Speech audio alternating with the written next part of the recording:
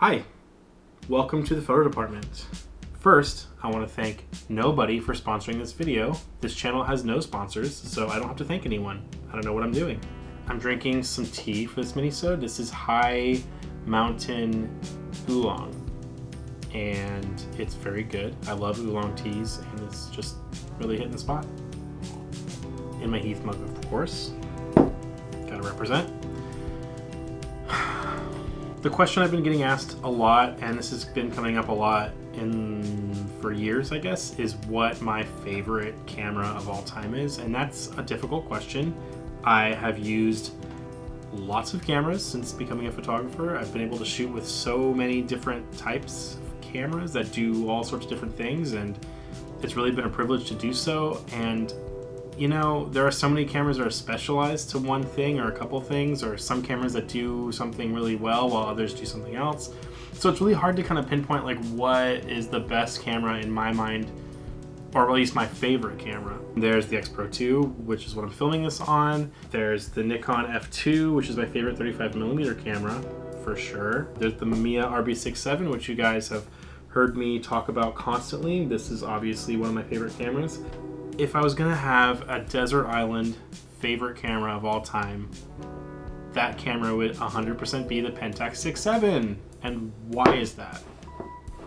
Well, that camera is a technological marvel. It is beautiful, it is severe, it is precise, and it is capable of producing some of the most beautiful images I've ever been able to take, ever. Of course, that camera's pretty utilitarian, which appeals to me because I like things that are very purpose-built and don't have like a ton of features and bells and whistles, especially stuff I'm not going to use.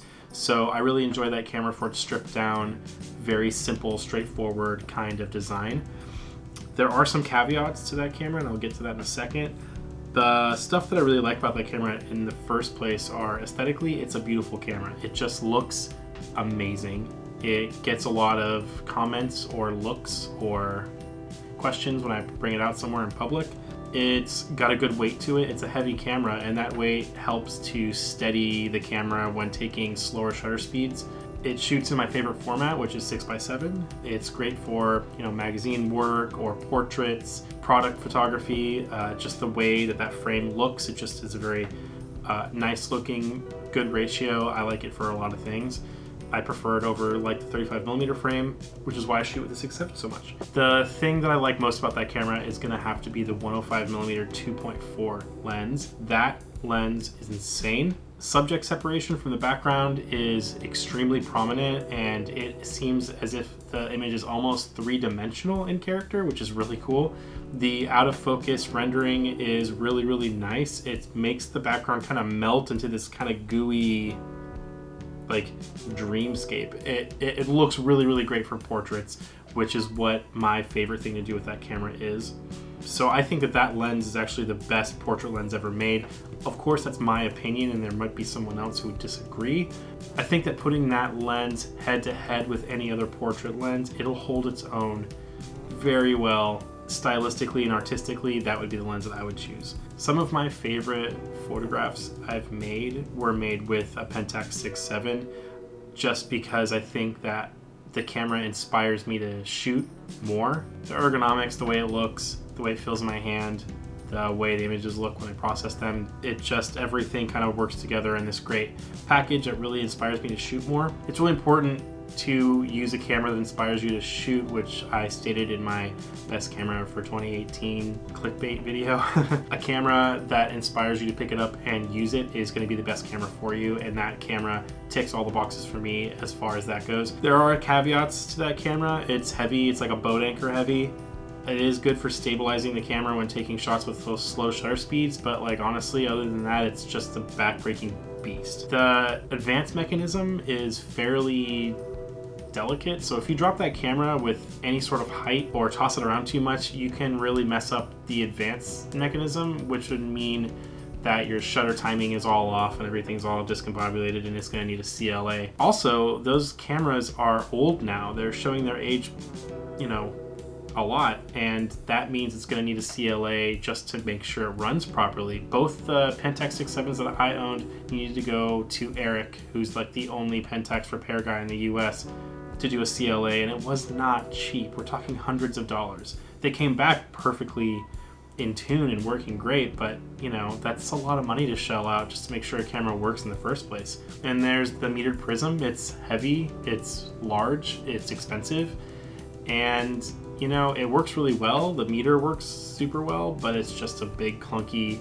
extra thing that you need that's going to add weight to the camera, which, you know, it's just another thing to deal with. Some people really hate it, but I think it works really well, but it is, you know, going to add weight and size to the camera. All that being said, even with those things that are considered negatives, those are all things that I'm willing to deal with and live with in order to shoot that camera. If I could afford it, I would buy every Pentax 6.7 in good condition that I could find, have them CLA'd so that they work perfectly, and just put them all on the shelf and just use them for all sorts of things, because that camera is literally the coolest camera I've ever used. One of the other things that's kind of a negative, though, I will point out, is because they are very much in vogue right now, they are very cool to have. The prices have shot up considerably. I bought my first Pentax 6.7 with the 105mm lens for like a little bit over $500, I think, which I thought was pretty reasonable for a camera in pretty decent shape and of that vintage, I guess. And especially with that lens is such a nice lens. So getting it all for that price, you know, seemed pretty fair, but now they're creeping up towards $1,000, which is a lot. Like, that's a lot for that camera, especially because these cameras are, like I said, getting up there in age and are all pretty much going to need a CLA, which is another, what, $250, $300. So you're already out of the gate spending almost $1,300 on an out-of-date camera that needs to be fixed. Like, that's rough. But if you can get past all that, if you could stomach the initial upfront price of admission, like, you're going to get really amazing images out of it. There's a photographer that I follow on Instagram. His name is Marcus. His Instagram handle is Your Pal Marcus. I don't remember how I found him, but he takes portraits on the street in San Francisco of people that he basically just meets on the street, and he uses a Pentax 6.7 II with the 105mm 2.4 lens, and those images that he posts on his Instagram are probably the best images to represent what I'm talking about when it comes to the quality of that lens and what that camera can do as far as really beautiful images. I would go follow him, check out his work, tell him I sent you, because his work is superb. He's a very talented photographer, but also it's just a really great example of what you can do with that camera. The funny thing about the Pentax 6.7, it is my favorite camera of all time, but I don't even own one right now. I had two, and they both broke at different times, and I got them both fixed, and then I had a rough patch where I was in between jobs and I needed cash, so I sold them, which was really difficult for me, but they were the most valuable cameras that I owned, and I just needed to do that. It sucked, but you know, I knew that I would always be able to buy another one at some point. I'm going to probably do that this year sometime if I find another job.